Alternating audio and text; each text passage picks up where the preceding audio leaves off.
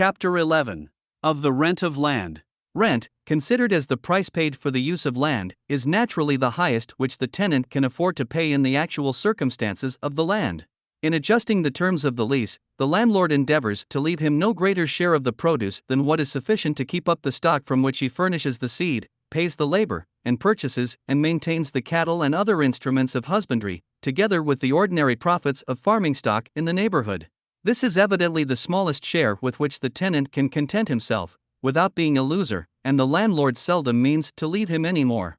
Whatever part of the produce, or, what is the same thing, whatever part of its price, is over and above this share, he naturally endeavors to reserve to himself as the rent of his land, which is evidently the highest the tenant can afford to pay in the actual circumstances of the land. Sometimes, indeed, the liberality, more frequently the ignorance, of the landlord makes him accept of somewhat less than this portion, and sometimes, too, though more rarely, the ignorance of the tenant makes him undertake to pay somewhat more, or to content himself with somewhat less, than the ordinary profits of farming stock in the neighborhood. This portion, however, may still be considered as the natural rent of land, or the rent at which it is naturally meant that land should, for the most part, be let. The rent of land, it may be thought, is frequently no more than a reasonable profit or interest for the stock laid out by the landlord upon its improvement. This, no doubt, may be partly the case upon some occasions, for it can scarce ever be more than partly the case. The landlord demands a rent even for unimproved land, and the supposed interest or profit upon the expense of improvement is generally in addition to this original rent. Those improvements, besides, are not always made by the stock of the landlord, but sometimes by that of the tenant. When the lease comes to be renewed, however, the landlord commonly demands the same augmentation of rent as if they had been all made by his own. He sometimes demands rent for what is altogether incapable of human improvements. Kelp is a species of seaweed, which, when burnt, yields an alkaline salt, useful for making glass, soap, and for several other purposes. It grows in several parts of Great Britain, particularly in Scotland, upon such rocks only as lie within the high water mark, which are twice every day covered with the sea, and of which the produce, therefore, was never augmented by human industry. The landlord, however, whose estate is bounded by a kelp shore of this kind, demands a rent for it as much as for his cornfields. The sea in the neighborhood of the islands of Shetland is more than commonly abundant in fish, which makes a great part of the subsistence of their inhabitants. But, in order to profit by the produce of the water, they must have a habitation upon the neighboring land. The rent of the landlord is in proportion, not to what the farmer can make by the land, but to what he can make both by the land and the water. It is partly paid in seafish, and one of the very few instances in which rent makes a part of the price of that commodity is to be found in that country. The rent of land, therefore, considered as the price paid for the use of the land, is naturally a monopoly price. It is not at all proportioned to what the landlord may have laid out upon the improvement of the land, or to what he can afford to take, but to what the farmer can afford to give. Such parts only of the produce of land can commonly be brought to market, of which the ordinary price is sufficient to replace the stock which must be employed in bringing them thither, together with its ordinary profits. If the ordinary price is more than this, the surplus part of it will naturally go to the rent of the land. If it is not more, though the commodity may be brought to market, it can afford no rent to the landlord. Whether the price is, or is not more, depends upon the demand. There are some parts of the produce of land, for which the demand must always be such as to afford a greater price than what is sufficient to bring them to market, and there are others for which it either may or may not be such as to afford this greater price. The former must always afford a rent to the landlord. The latter sometimes may and sometimes may not, according to different circumstances. Rent, it is to be observed, therefore, enters into the composition of the price of commodities in a different way from wages and profit. High or low wages and profit are the causes of high or low price. High or low rent is the effect of it. It is because high or low wages and profit must be paid, in order to bring a particular commodity to market, that its price is high or low. But it is because its price is high or low, a great deal more, or very little more, or no more, than what is sufficient to pay those wages and profit, that it affords a high rent, or a low rent, or no rent at all. The particular consideration, first, of those parts of the produce of land which always afford some rent, secondly, of those which sometimes may and sometimes may not afford rent, and, thirdly, of the variations which, in the different periods of improvement, naturally take place in the relative value of those two different sorts of rude produce, when compared both with one another and with manufactured commodities, will divide this chapter into 3 parts. Part 1. Of the produce of land which always affords rent. As men, like all other animals, naturally multiply in proportion to the means of their subsistence, food is always more or less in demand. It can always purchase or command a greater or smaller quantity of labor, and somebody can always be found who is willing to do something in order to obtain it. The quantity of labor, indeed, which it can purchase, is not always equal to what it could maintain if managed in the most economical manner, on account of the high wages which are sometimes given to labor, but it can always purchase such a quantity of labor as it can maintain, according to the rate at which that sort of labor is commonly maintained in the neighborhood. But land, in almost any situation, produces a greater quantity of food than what is sufficient to maintain all the labor necessary for bringing it to market, in the most liberal way in which that labor is ever maintained. The surplus, too, is always more than sufficient to replace the stock which employed that labor, together with its profits. Something, therefore, always remains for a rent to the landlord. The most desert moors in Norway and Scotland produce some sort of pasture for cattle, of which the milk and the increase are always more than sufficient, not only to maintain all the labor necessary for tending them, and to pay the ordinary profit to the farmer or the owner of the herd or flock, but to afford some small rent to the landlord. The rent increases in proportion to the goodness of the pasture. The same extent of ground not only maintains a greater number of cattle, but as they are brought within a smaller compass, less labor becomes requisite to tend them and to collect their produce. The landlord gains both ways, by the increase of the produce, and by the diminution of the labor which must be maintained out of it. The rent of land not only varies with its fertility, whatever be its produce, but with its situation, whatever be its fertility.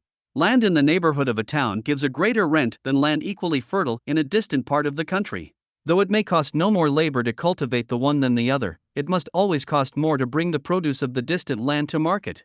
A greater quantity of labor, therefore, must be maintained out of it, and the surplus, from which are drawn both the profit of the farmer and the rent of the landlord, must be diminished. But in remote parts of the country, the rate of profit, as has already been shown, is generally higher than in the neighborhood of a large town. A smaller proportion of this diminished surplus, therefore, must belong to the landlord. Good roads, canals, and navigable rivers, by diminishing the expense of carriage, put the remote parts of the country more nearly upon a level with those in the neighborhood of the town. They are upon that account the greatest of all improvements. They encourage the cultivation of the remote, which must always be the most extensive circle of the country. They are advantageous to the town by breaking down the monopoly of the country in its neighborhood. They are advantageous even to that part of the country. Though they introduce some rival commodities into the old market, they open many new markets to its produce. Monopoly, besides, is a great enemy to good management, which can never be universally established, but in consequence of that free and universal competition which forces everybody to have recourse to it for the sake of self-defense. It is not more than 50 years ago that some of the counties in the neighborhood of London petitioned the Parliament against the extension of the turnpike roads into the remoter counties. Those remoter counties, they pretended, from the cheapness of labor, would be able to sell their grass and corn cheaper in the London market than themselves, and would thereby reduce their rents and ruin their cultivation. Their rents, however, have risen, and their cultivation has been improved since that time.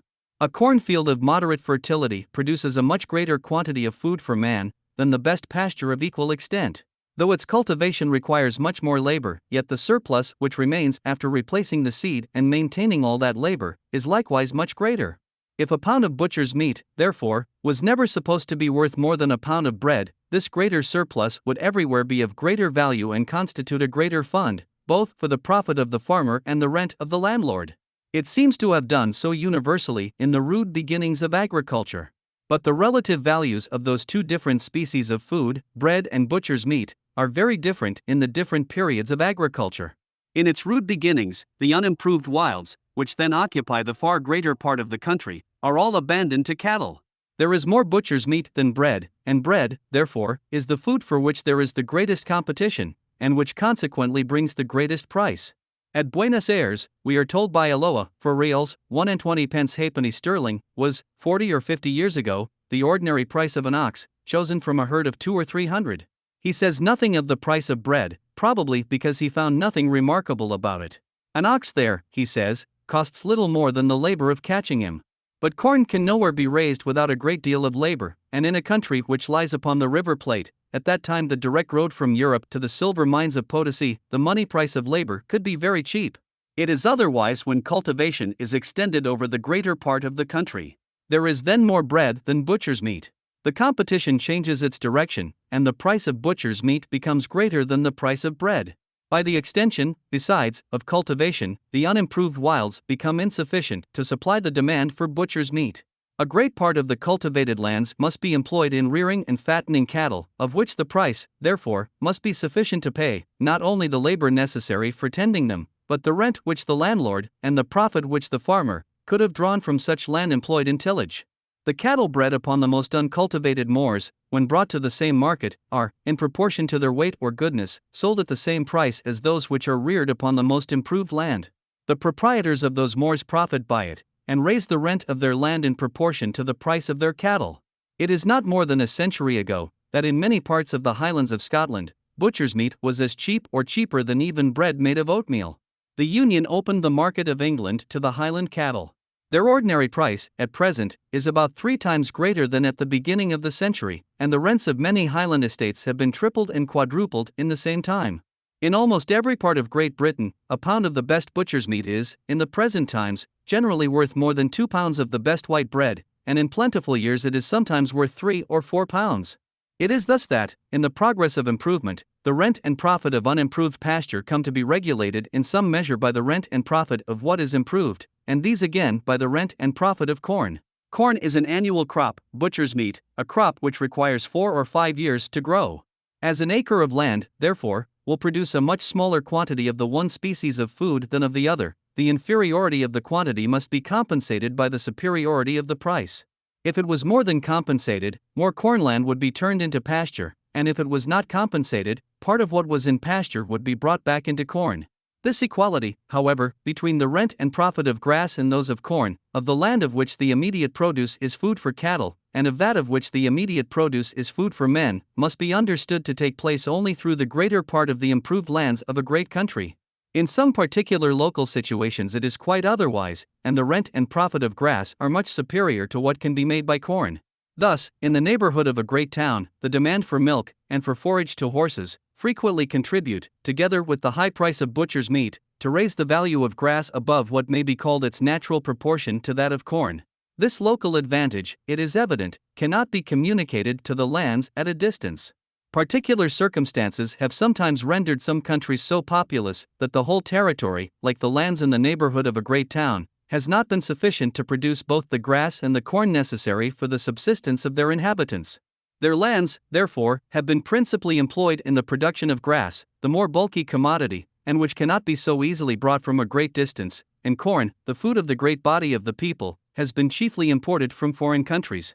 Holland is at present in this situation, and a considerable part of ancient Italy seems to have been so during the prosperity of the Romans. To feed well, old Cato said, as we are told by Cicero, was the first and most profitable thing in the management of a private estate. To feed tolerably well, the second, and to feed ill, the third. To plough, he ranked only in the 4th place of profit and advantage. Tillage, indeed, in that part of ancient Italy which lay in the neighborhood of Rome, must have been very much discouraged by the distributions of corn which were frequently made to the people, either gratuitously, or at a very low price. This corn was brought from the conquered provinces, of which several, instead of taxes, were obliged to furnish a 10th part of their produce at a stated price, about 6 pence a peck, to the Republic. The low price at which this corn was distributed to the people must necessarily have sunk the price of what could be brought to the Roman market from Latium, or the ancient territory of Rome, and must have discouraged its cultivation in that country. In an open country, too, of which the principal produce is corn, a well-enclosed piece of grass will frequently rent higher than any cornfield in its neighborhood. It is convenient for the maintenance of the cattle employed in the cultivation of the corn, and its high rent is, in this case, not so properly paid from the value of its own produce, as from that of the cornlands which are cultivated by means of it. It is likely to fall, if ever the neighboring lands are completely enclosed. The present high rent of enclosed land in Scotland seems owing to the scarcity of enclosure, and will probably last no longer than that scarcity. The advantage of enclosure is greater for pasture than for corn. It saves the labor of guarding the cattle, which feed better, too, when they are not liable to be disturbed by their keeper or his dog. But where there is no local advantage of this kind, the rent and profit of corn, or whatever else is the common vegetable food of the people, must naturally regulate upon the land which is fit for producing it, the rent and profit of pasture. The use of the artificial grasses, of turnips, carrots, cabbages, and the other expedients which have been fallen upon to make an equal quantity of land feed a greater number of cattle than when in natural grass, should somewhat reduce, it might be expected, the superiority which, in an improved country, the price of butcher's meat naturally has over that of bread. It seems accordingly to have done so, and there is some reason for believing that, at least in the London market, the price of butcher's meat, in proportion to the price of bread, is a good deal lower in the present times than it was in the beginning of the last century. In the appendix to the Life of Prince Henry, Dr. Birch has given us an account of the prices of butcher's meat as commonly paid by that prince. It is there said that the 4/4 of an ox, weighing 600 pounds, usually cost him £9 10 or thereabouts, that is 31 shillings and 8 pence per 100 pounds weight. Prince Henry died on the 6th of November 1612, in the 19th year of his age. In March 1764, there was a parliamentary inquiry into the causes of the high price of provisions at that time. It was then, among other proof to the same purpose, given in evidence by a Virginia merchant, that in March 1763, he had victualled his ships for 24 or 25 shillings the hundredweight of beef, which he considered as the ordinary price, whereas, in that dear year, he had paid 27 shillings for the same weight and sort. This high price in 1764 is, however, 4 shillings and 8 pence cheaper than the ordinary price paid by Prince Henry, and it is the best beef only, it must be observed, which is fit to be salted for those distant voyages. The price paid by Prince Henry amounts to 3d. for /5 ths per pound weight of the whole carcass, coarse and choice pieces taken together, and at that rate the choice pieces could not have been sold by retail for less than 4 1/2d, or 5d, the pound. In the parliamentary inquiry in 1764, the witnesses stated the price of the choice pieces of the best beef to be to the consumer 4d, and 4 1/2d, the pound, and the coarse pieces in general to be from 7 farthings to 2 1/2d, and 2 3/4d, and this, they said, was in general 1 halfpenny dearer than the same sort of pieces had usually been sold in the month of March. But even this high price is still a good deal cheaper than what we can well suppose the ordinary retail price to have been in the time of Prince Henry. During the first 12 years of the last century, the average price of the best wheat at the Windsor market was £1:18:3 1/2d, the quarter of 9 Winchester bushels. But in the 12 years preceding 1764, including that year, the average price of the same measure of the best wheat at the same market was £2:1:9 1/2d.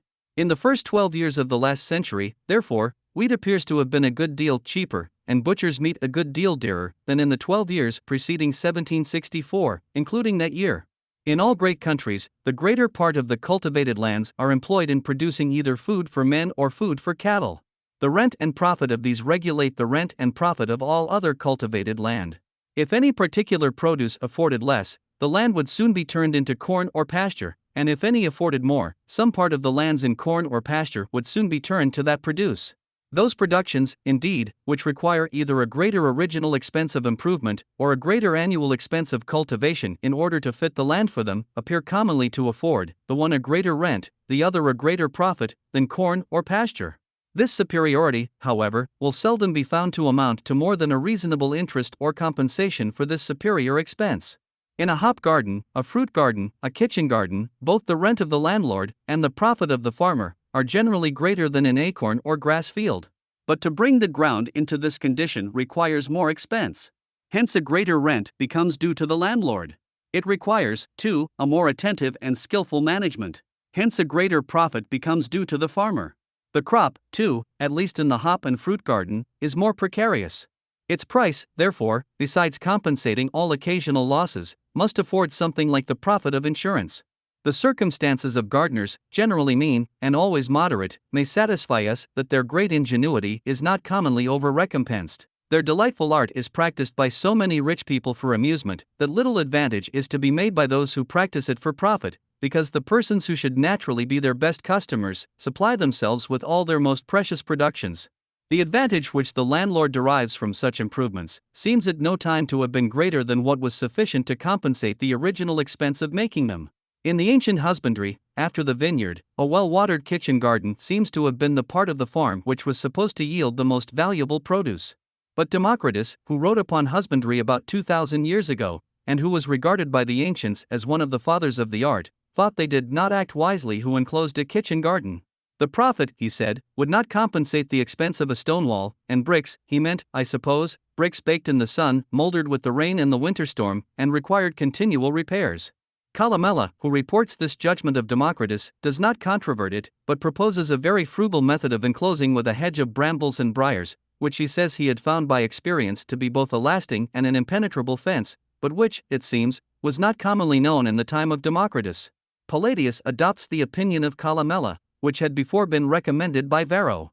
In the judgment of those ancient improvers, the produce of a kitchen garden had, it seems, been little more than sufficient to pay the extraordinary culture and the expense of watering, for in countries so near the sun, it was thought proper, in those times as in the present, to have the command of a stream of water, which could be conducted to every bed in the garden. Through the greater part of Europe, a kitchen garden is not at present supposed to deserve a better enclosure than that recommended by Columella. In Great Britain, and some other northern countries, the finer fruits cannot be brought to perfection but by the assistance of a wall. Their price, therefore, in such countries, must be sufficient to pay the expense of building and maintaining what they cannot be had without. The fruit wall frequently surrounds the kitchen garden, which thus enjoys the benefit of an enclosure which its own produce could seldom pay for. That the vineyard, when properly planted and brought to perfection, was the most valuable part of the farm, seems to have been an undoubted maxim in the ancient agriculture, as it is in the modern, through all the wine countries. But whether it was advantageous to plant a new vineyard, was a matter of dispute among the ancient Italian husbandmen, as we learn from Columella. He decides, like a true lover of all curious cultivation, in favor of the vineyard, and endeavors to shew, by a comparison of the profit and expense, that it was a most advantageous improvement. Such comparisons, however, between the profit and expense of new projects are commonly very fallacious, and in nothing more so than in agriculture. Had the gain actually made by such plantations been commonly as great as he imagined it might have been, there could have been no dispute about it. The same point is frequently at this day a matter of controversy in the wine countries. Their writers on agriculture, indeed, the lovers and promoters of high cultivation, seem generally disposed to decide with Columella in favor of the vineyard. In France, the anxiety of the proprietors of the old vineyards to prevent the planting of any new ones seems to favor their opinion, and to indicate a consciousness in those who must have the experience that this species of cultivation is at present in that country more profitable than any other. It seems, at the same time, however, to indicate another opinion that this superior profit can last no longer than the laws which at present restrain the free cultivation of the vine. In 1731, they obtained an order of council, prohibiting both the planting of new vineyards and the renewal of these old ones, of which the cultivation had been interrupted for 2 years, without a particular permission from the king, to be granted only in consequence of an information from the intendant of the province, certifying that he had examined the land, and that it was incapable of any other culture. The pretense of this order was the scarcity of corn and pasture, and the superabundance of wine. But had this superabundance been real, it would, without any order of council, have effectually prevented the plantation of new vineyards, by reducing the profits of this species of cultivation below their natural proportion to those of corn and pasture. With regard to the supposed scarcity of corn occasioned by the multiplication of vineyards, corn is nowhere in France more carefully cultivated than in the wine provinces, where the land is fit for producing it, as in Burgundy, Guienne, and the Upper Languedoc. The numerous hands employed in the one species of cultivation necessarily encourage the other, by affording a ready market for its produce. To diminish the number of those who are capable of paying it is surely a most unpromising expedient for encouraging the cultivation of corn. It is like the policy which would promote agriculture by discouraging manufactures. The rent and profit of those productions, therefore, which require either a greater original expense of improvement in order to fit the land for them, or a greater annual expense of cultivation, though often much superior to those of corn and pasture, yet when they do no more than compensate such extraordinary expense, are in reality regulated by the rent and profit of those common crops. It sometimes happens, indeed, that the quantity of land which can be fitted for some particular produce is too small to supply the effectual demand. The whole produce can be disposed of to those who are willing to give somewhat more than what is sufficient to pay the whole rent, wages, and profit necessary for raising and bringing it to market, according to their natural rates, or according to the rates at which they are paid in the greater part of other cultivated land. The surplus part of the price which remains after defraying the whole expense of improvement and cultivation may commonly, in this case, and in this case only, bear no regular proportion to the like surplus in corn or pasture, but may exceed it in almost any degree, and the greater part of this excess naturally goes to the rent of the landlord. The usual and natural proportion, for example, between the rent and profit of wine and those of corn and pasture, must be understood to take place only with regard to those vineyards which produce nothing but good common wine, such as can be raised almost anywhere, upon any light, gravelly, or sandy soil, and which has nothing to recommend it but its strength and wholesomeness. It is with such vineyards only that the common land of the country can be brought into competition, for with those of a peculiar quality it is evident that it cannot. The vine is more affected by the difference of soils than any other fruit tree. From some it derives a flavor which no culture or management can equal, it is supposed, upon any other. This flavor, real or imaginary, is sometimes peculiar to the produce of a few vineyards, sometimes it extends through the greater part of a small district, and sometimes through a considerable part of a large province. The whole quantity of such wines that is brought to market falls short of the effectual demand, or the demand of those who would be willing to pay the whole rent, profit, and wages necessary for preparing and bringing them thither, according to the ordinary rate, or according to the rate at which they are paid in common vineyards. The whole quantity, therefore, can be disposed of to those who are willing to pay more, which necessarily raises their price above that of common wine. The difference is greater or less, according as the fashionableness and scarcity of the wine render the competition of the buyers more or less eager. Whatever it be, the greater part of it goes to the rent of the landlord. For though such vineyards are in general more carefully cultivated than most others, the high price of the wine seems to be, not so much the effect, as the cause of this careful cultivation. In so valuable a produce, the loss occasioned by negligence is so great, as to force even the most careless to attention. A small part of this high price, therefore, is sufficient to pay the wages of the extraordinary labor bestowed upon their cultivation, and the profits of the extraordinary stock which puts that labor into motion. The sugar colonies possessed by the European nations in the West Indies may be compared to those precious vineyards. Their whole produce falls short of the effectual demand of Europe, and can be disposed of to those who are willing to give more than what is sufficient to pay the whole rent, profit, and wages necessary for preparing and bringing it to market, according to the rate at which they are commonly paid by any other produce. In Cochin China, the finest white sugar generally sells for 3 piastres the quintal, about 13 shillings and sixpence of our money, as we are told by Mr. Poivre, Voyages d'un philosophe, a very careful observer of the agriculture of that country. What is there called the quintal, weighs from 150 to 200 Paris pounds, or 175 Paris pounds at a medium, which reduces the price of the hundredweight English to about 8 shillings sterling, not a fourth part of what is commonly paid for the brown or muscovado sugars imported from our colonies, and not a sixth part of what is paid for the finest white sugar. The greater part of the cultivated lands in Cochin China are employed in producing corn and rice, the food of the great body of the people. The respective prices of corn, rice, and sugar are there probably in the natural proportion, or in that which naturally takes place in the different crops of the greater part of cultivated land, and which recompenses the landlord and farmer, as nearly as can be computed, according to what is usually the original expense of improvement and the annual expense of cultivation. But in our sugar colonies, the price of sugar bears no such proportion to that of the produce of a rice or cornfield either in Europe or America. It is commonly said that a sugar planter expects that the rum and the molasses should defray the whole expense of his cultivation, and that his sugar should be all clear profit. If this be true, for I pretend not to affirm it, it is as if a corn farmer expected to defray the expense of his cultivation with the chaff and the straw, and that the grain should be all clear profit. We see frequently societies of merchants in London and other trading towns purchase wastelands in our sugar colonies, which they expect to improve and cultivate with profit, by means of factors and agents, notwithstanding the great distance and the uncertain returns from the defective administration of justice in those countries. Nobody will attempt to improve and cultivate in the same manner the most fertile lands of Scotland, Ireland, or the corn provinces of North America, though, from the more exact administration of justice in these countries, more regular returns might be expected. In Virginia and Maryland, the cultivation of tobacco is preferred, as most profitable, to that of corn. Tobacco might be cultivated with advantage through the greater part of Europe, but, in almost every part of Europe, it has become a principal subject of taxation, and to collect a tax from every different farm in the country where this plant might happen to be cultivated would be more difficult, it has been supposed, than to levy one upon its importation at the custom house.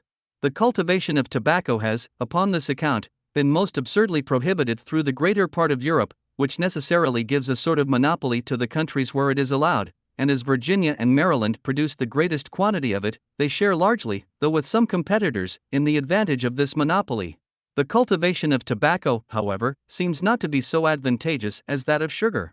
I have never even heard of any tobacco plantation that was improved and cultivated by the capital of merchants who resided in Great Britain, and our tobacco colonies send us home no such wealthy planters as we see frequently arrive from our sugar islands.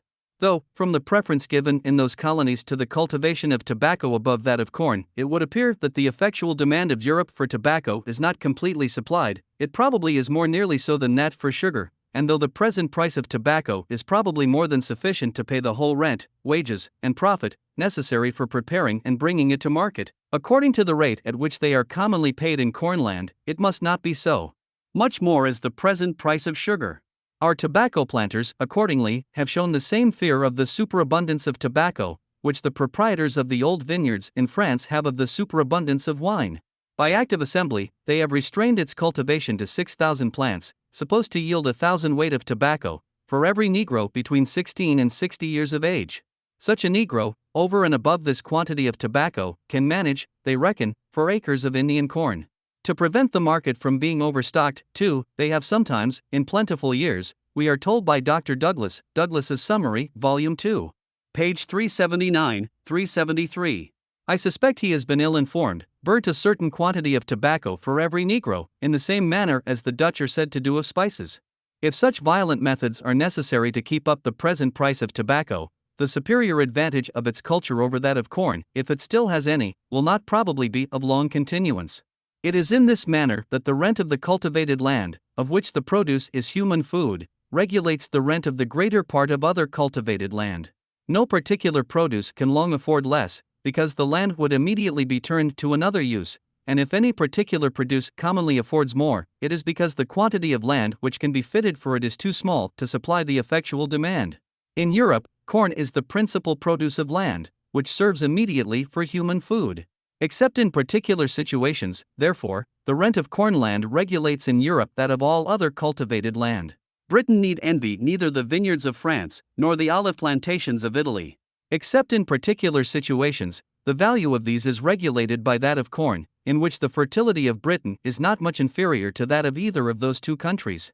If, in any country, the common and favorite vegetable food of the people should be drawn from a plant of which the most common land, with the same, or nearly the same culture, produced a much greater quantity than the most fertile does of corn, the rent of the landlord, or the surplus quantity of food which would remain to him, after paying the labor, and replacing the stock of the farmer, together with its ordinary profits, would necessarily be much greater. Whatever was the rate at which labor was commonly maintained in that country, this greater surplus could always maintain a greater quantity of it, and, consequently, enable the landlord to purchase or command a greater quantity of it. The real value of his rent, his real power and authority, his command of the necessaries and conveniencies of life with which the labor of other people could supply him, would necessarily be much greater. A rice field produces a much greater quantity of food than the most fertile cornfield. 2 crops in the year, from 30 to 60 bushels each, are said to be the ordinary produce of an acre. Though its cultivation, therefore, requires more labor, a much greater surplus remains after maintaining all that labor. In those rice countries, therefore, where rice is the common and favorite vegetable food of the people, and where the cultivators are chiefly maintained with it, a greater share of this greater surplus should belong to the landlord than in corn countries. In Carolina, where the planters, as in other British colonies, are generally both farmers and landlords, and where rent, consequently, is confounded with profit, the cultivation of rice is found to be more profitable than that of corn, though their fields produce only 1 crop in the year, and though, from the prevalence of the customs of Europe, rice is not there the common and favorite vegetable food of the people. A good rice field is a bog at all seasons, and at one season a bog covered with water. It is unfit either for corn, or pasture, or vineyard, or, indeed, for any other vegetable produce that is very useful to men, and the lands which are fit for those purposes are not fit for rice. Even in the rice countries, therefore, the rent of rice lands cannot regulate the rent of the other cultivated land, which can never be turned to that produce.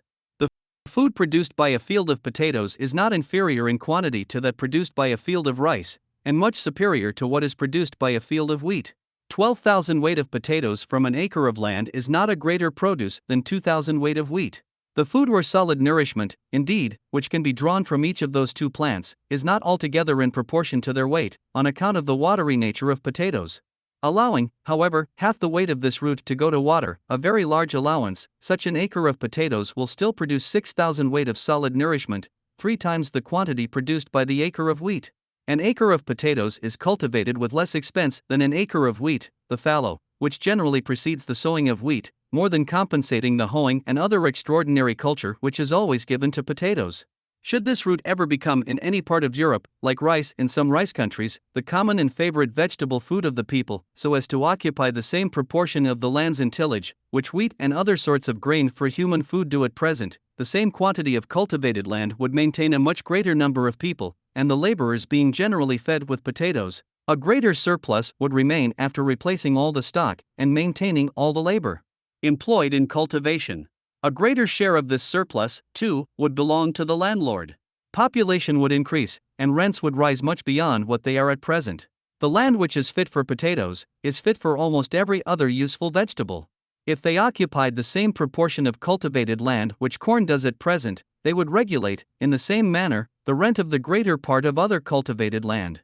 In some parts of Lancashire, it is pretended, I have been told, that bread of oatmeal is a heartier food for labouring people than wheaten bread, and I have frequently heard the same doctrine held in Scotland. I am, however, somewhat doubtful of the truth of it. The common people in Scotland, who are fed with oatmeal, are in general neither so strong nor so handsome as the same rank of people in England, who are fed with wheaten bread. They neither work so well, nor look so well, and as there is not the same difference between the people of fashion in the two countries, experience would seem to shew that the food of the common people in Scotland is not so suitable to the human constitution as that of their neighbours of the same rank in England. But it seems to be otherwise with potatoes. The chairmen, porters, and coal heavers in London, and those unfortunate women who live by prostitution, the strongest men and the most beautiful women perhaps in the British dominions, are said to be, the greater part of them, from the lowest rank of people in Ireland, who are generally fed with this root. No food can afford a more decisive proof of its nourishing quality, or of its being peculiarly suitable to the health of the human constitution. It is difficult to preserve potatoes through the year, and impossible to store them like corn, for 2 or 3 years together. The fear of not being able to sell them before they rot discourages their cultivation, and is, perhaps, the chief obstacle to their ever becoming in any great country, like bread, the principal vegetable food of all the different ranks of the people.